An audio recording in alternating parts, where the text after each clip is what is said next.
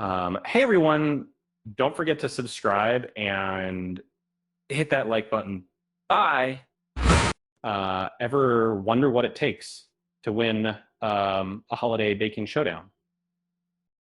This year's holiday baking championship is heating up, and season 11 promises an exciting competition. Uh, um, get ready for festive treats and intense baking battles. Uh, Exceptional bakers compete for the coveted title.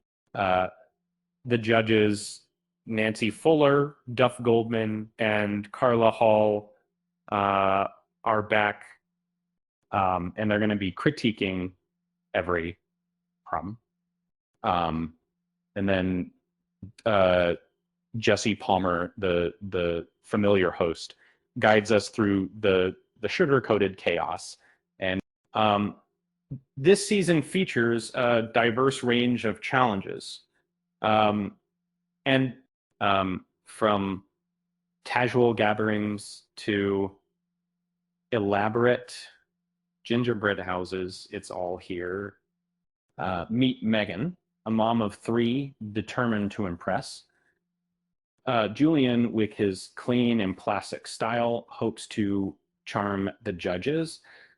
Natasha brings a Croatian flair to her creations. Rafi's cakes are stunning. Rolf, a pastry teacher with a global background, shares his passion. Courtney, with her French-inspired style, aims for victory.